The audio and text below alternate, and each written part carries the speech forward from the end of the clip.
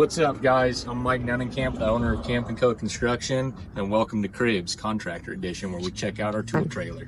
So this is our tool trailer. It's a 2025 Wells Cargo 7x14. We opted for the extra headroom, so it's a little bit taller than some of the other ones. The design for storage and stuff we have in here is based off of a Ron Polk design. I was fortunate enough to find him online and watched a few videos on YouTube, actually bought a set of plans and then kind of modified it a little bit to fit some more of our needs. And this is where we've ended up so far. This is our first tool trailer, our first build out. I've already got ideas for future expansion, possibly looking at a bigger tool trailer. Don't tell my wife about that, she'll be mad, but we're already running a little tight here and a little heavy on everything we got.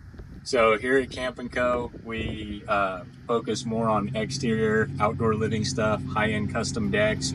We do exterior siding, pergolas, gazebos, stuff like that. We really enjoy the high-end custom decks, premium decking material. So again, that's what we're geared towards. So that's more of the stuff that you're going to see in our trailer here. Starting right here in this section, we got some organization, some really cool features right here. We've got our trash bags because I have to have a clean site.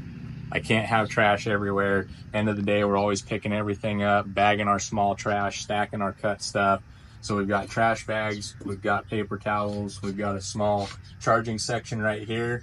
We pretty much only run Milwaukee and Skill brand stuff right now. As far as our battery powered tools, we do have some other stuff in the mix for corded stuff. But right here, so we've got PVC glue, we've got spray paints for layout, we've got grinder wheels, tapes, WD-40, lots of chalk, extra chalk boxes, staples. We've got laser cross plumb line level. We've got some extra jigsaw blades right here. We've got nitrile gloves up top, more tape. We always want to make sure that we're being careful if we're laying stuff out on premium high-end materials. So sometimes we'll tape it up, we'll mark stuff on there before we cut. Acetone for cleaning some stuff up. Coming back to this right here, kind of a cool design. I really wanted to keep everything condensed because you can see it's kind of a tight area here. So in order to add more trash bags or add more paper towels here, what we ended up doing was running a French cleat on the back right here so that we can pop these out, put our refills in, pop them back on. Same with this right here, same setup. Saves space, secures it really good. That way we can continue to have what we need all sitting right here. We've got some blade storage. We're always running through framing blades. We've got fine tooth blades for more trim stuff. Cuts really good with the PVC decking. Moving on up here, we've got a really nice workbench space. So I really wanted to try to keep this whole area kind of open because I'm big on laying stuff out, kind of visualizing, game planning, stuff like that. The original design in the plans that we'll tag below for you guys, it has all this built out with shelves, really nice, cool stuff where you can move dividers around and whatnot. Due to time constraints and honestly just not really being super familiar with building cabinets, this is what I went with. We have an extra support right up under here, but this is where we keep the majority of our power tools for right now. I'm planning to add a very similar one of these over onto this side, so we have some more overhead storage and kind of this no man's land here. But we have all of our power tools. We have pneumatic nailers up here, battery nailers. We've got all of our batteries. These are all charged. Anything that's up here is charged, stays charged. Anything that's not charged goes directly to the charging station. Moving along, we have our camo deck in a box system right here where we've got a lot of cool stuff inside of here. This was actually a gift from one of our vendors. Really appreciate them. Master Halco down in Tulsa. Thank you guys so much. Great customer service. I have yet to find some organization for this, so it's just kind of hanging out here for right now. Once I get a game plan in my head, we'll get some organization and stuff built for that so it can all be put away. Of course, we've got the microwave. This is essential. Hot meals, especially when it's cold out. Hot meals are essential. Even when it's hot out, you know, during the middle of summer and stuff like that, it's still nice to bring leftovers, get that good food. You know, we're not just eating sandwiches all day, every day, or the alternative is going out to lunch, losing production time on the job site. I'm not a huge, big, long break person. We'll probably take 30 to 45-minute break on an average day, anywhere from 8 to 12-hour day. So it's nice to have this to where we can warm up some food, get some good protein for us, fuel for the body, keep moving. So right here, moving down along this stuff, we have drawers for all of our stuff, some smaller loose stuff. We've got caulkings, sealants, glues, stuff like that in here. And then this drawer is a mess right now. We just came off of a deck job where we had some extra hardware and stuff that they always include with all the railing kits. And I didn't have time to go through all of it and kind of pick and choose what I wanted to keep. So I said, hey, let's throw everything in here and I'll go through it later. The way these drawers are designed so that they don't fly out while we're driving, there is a small panhead screw right here. And in the actual track, I don't know if you can see right here, there's a hole that we drilled in the plywood. And then when we routed out the line for the drawer, that way it just sits right in there. It keeps it from sliding out. Haven't had any issues with it yet. That's part of the Ron Polk design. Really like it. Right here, we've got our transit laser for shooting grade, figuring out where we're at elevation wise and stuff, getting our decks nice flat, so everything looks good. Got some plans for this upper space. Not sure if we want to do wood stakes and spray paint in here yet, or put some drawers in for some extra drawer storage. Moving back in this way, originally in the design, all these were drawers, all these wooden drawers in different sizes. Majority of them were this size. The bottom ones were a little bit bigger. I wanted something that I could come in here, grab this, and take it out on site with us. So each one of these is kind of dedicated to, I guess, different things that we do. This is mostly our decking stuff. So probably one of our most common boxes. We've got all galvanized hardware for the most part. We've got some tack cons that we use for simple layout stuff. Nails, screws, anchors, big structural screws, stuff like that, washers.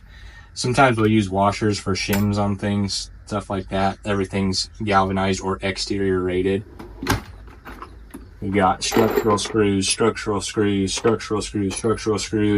and just some basic wood deck screws that we'll use for layout and stuff like that, or if we need to screw stuff together for making templates or anything like that. And then up here we've got wedge clips. We like to keep these in the trailer, keep stock of these most of the time. Trim screws, stainless steel screws, galvanized finish nails, staples, different tips. These tips are for cutting in the Cortex plugs. So when you screw in your trim head screw like that and you're running a hidden plug for it, it'll screw it down, and this felt stopper will countersink your head below your decking, and then your plug will fit right in there perfectly. Really nice to have all that stuff.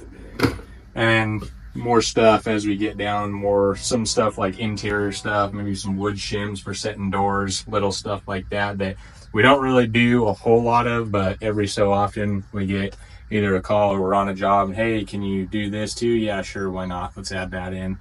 So that's kind of what we got going on over here. Up here we got these boxes. We got our router in here. We've got our sander and our planers in here. Always keep the shop vac with us right here.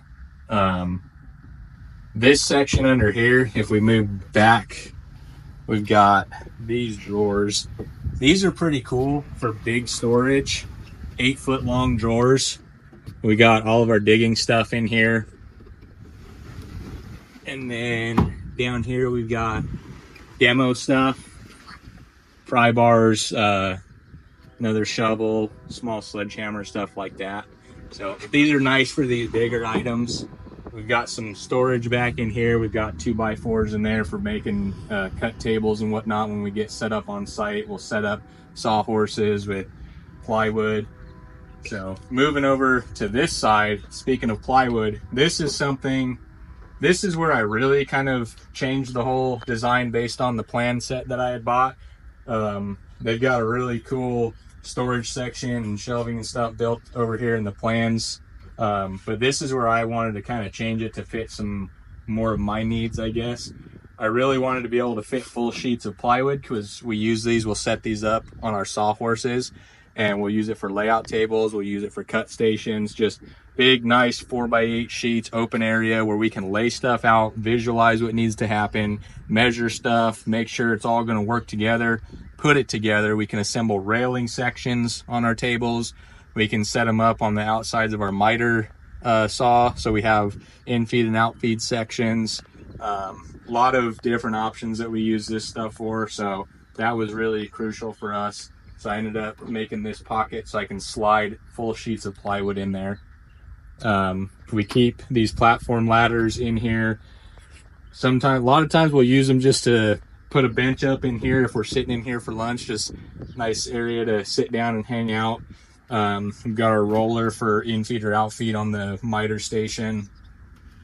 These racks, shout out to my buddy Ray. Gosh, it's probably been, I don't know, 6 years ago or so. He gave me a handful of these metal storage racks for a shed that I had built, and I've kept them ever since. I just can't get myself to get rid of them because I always find a different use for them. They've been in sheds for storage, they've been in garage for storage, they've been back in sheds for storage. Now they're used for storage and shelving in our trailer. Already kind of visualizing some other storage area build out for this. We're probably going to get rid of these metal racks. And when I say I get rid of, I'll probably just find another place to reuse them because I won't get rid of them. I can't. So I'm going to build some different stuff to suit our needs just a little bit better. But for right now, we've got 4 sets of sawhorses down here. Got our air compressor, our Milwaukee battery vacuum, roto hammer back there, miscellaneous storage. We always keep Lexel in the trailer. This is a must-have. This product by Sashco, we love this stuff. Really good at sealing stuff up, especially for exterior stuff. We've got extra stock of PVC trim glue. We've got big shop back filters right there. You always want to keep those nice and clean so that you're getting all your stuff. We've got our table saw set up right here, just a single bungee cord holding it in. Haven't had an issue. Originally we were running this just without a strap. I didn't have an issue, but it was always just kind of in the back of my head. So for peace of mind, I threw that on there. We've got a big straight edge right here, 8-foot straight edge.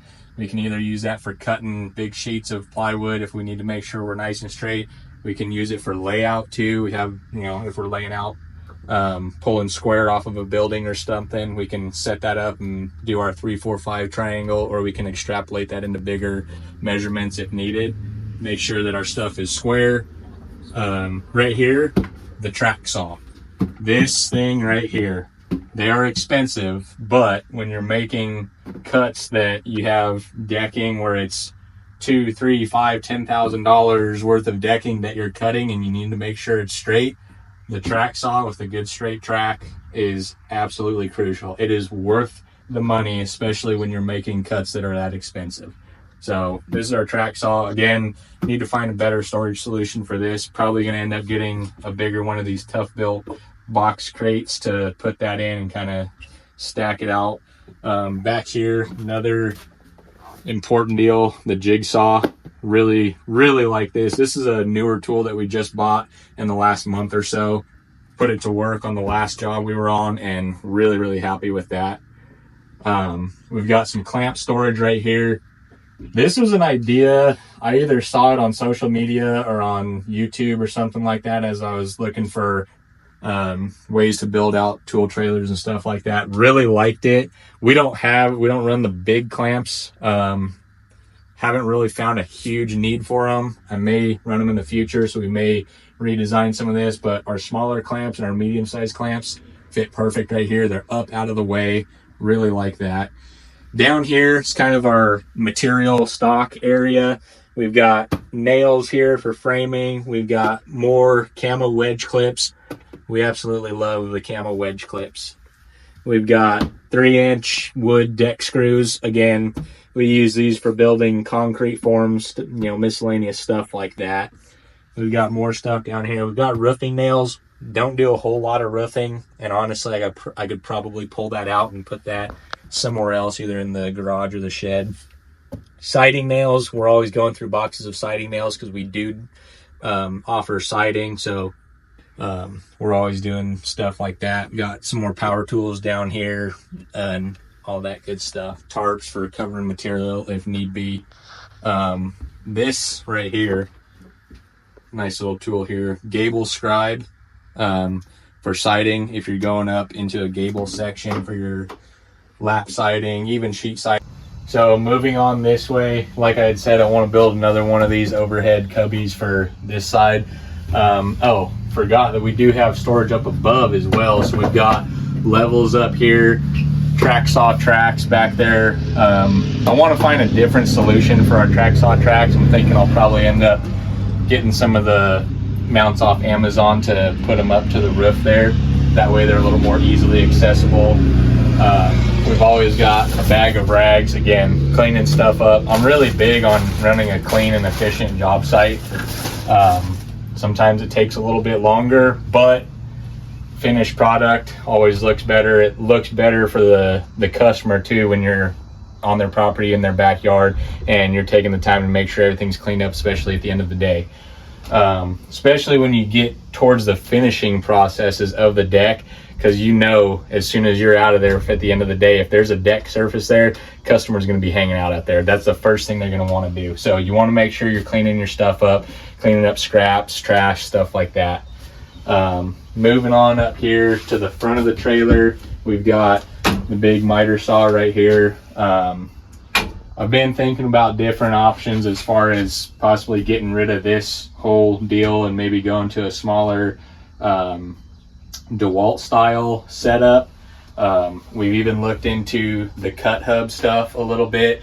That, let me tell you what, I can see the potential for that, but it is a serious financial investment to get into that.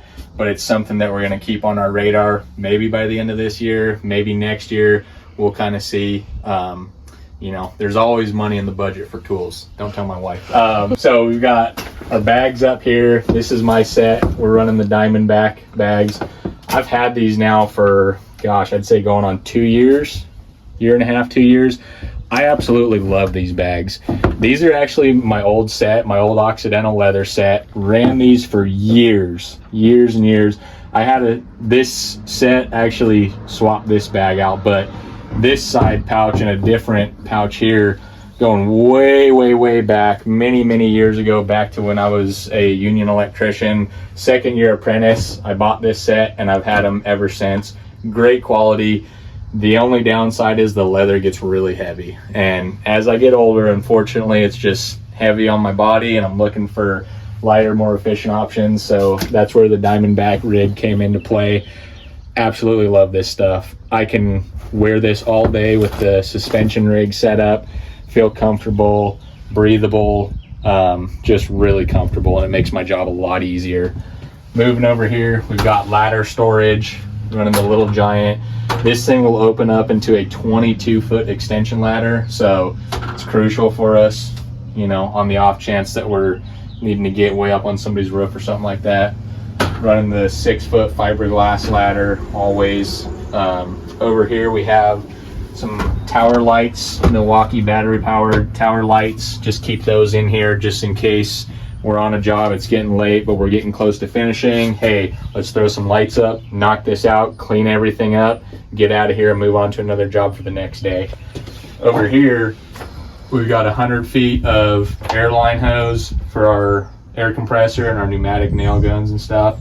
We've got extension cords. I normally have a couple more, but we're plugged into shore power right now for lighting and stuff. So extension cords, already talked about the shop vac. We're always running a shop vac on a saw or something like that to help with dust mitigation, making it easier for cleanup at the end of the day. And then as we move back over to this side, we've got more cleanup stuff. Push broom, regular broom. We've got the roller for the zip system. You always want to make sure you roll your tape. Some people think it's kind of ridiculous, but hey, if this makes the difference between a good seal or potentially a non-covered warranty claim in the future, then we're going to take that extra step and always roll the tape and just ensure that in the event that there's an issue and our client needs to warranty anything, we can make sure it's covered. So that goes there. We've got the blower here. I actually have this on the wall right here, but you can see this little thing broke. So I actually just screwed that piece of PVC in there. We can drop that in nice and easy at the end of the day after we're done even blowing out the trailer. Try to keep the trailer clean. Drop that in there, roll everything up, close it up, and move on. As far as power, let's talk about power real quick. So there's a lot of different options, We're not running anything fancy like solar with inverters and battery backup or anything like that. I kept it really simple. The only downside is when we're towing, we're not charging batteries or anything, but that's a small price to pay in my opinion. So what we have over here on the outside of this wall, we have an exterior rated box with a plug and a pigtail whip dropped out the bottom. Comes through the wall into this junction box. MC comes up to this junction box, it splits. I ran blanks on these just because I didn't need plugs everywhere. Eventually I may put a plug right there just to have another convenience receptacle, but we've got it running up here, kept it nice and tight, tried to keep it clean, running around. Comes over on the top on this side, drops through this cabinet, provides power for our microwave as long as we're plugged in. Over on this side we have the light switch here. Power comes in, switch legs up and down, all that fancy stuff. We've got two 4-foot LED shop lights. It has these chain pulls, but those always stay on because we just run it off of the switch. This is the only 12-volt powered light in here, so if we're plugged into the truck, need to jump in here to check something real quick or grab something, we can throw that light on. It doesn't provide a ton of light, so we pretty much never use it, but it's there. So we've got power running all the way to the back of the trailer as well. Comes all the way back to this plug right here. Sometimes we'll use this if we're, depending on where we're parked on the property or around the house, if there's not power super close or convenient for us, but the trailer's close enough, we'll just run our power straight off of this. Obviously we need to be plugged into shore power, but we've got a couple 100-foot extension cords to be able to do that. But we can run power right off of here out of the back of the trailer, plug in the compressors, the saws, everything we need, and run right off of there. All right guys, that is our tool trailer. It's been a pleasure showing you guys everything. This is our first video on YouTube, so make sure you like and subscribe. We can really use the support and the follows. We love everybody. Thank you guys so much.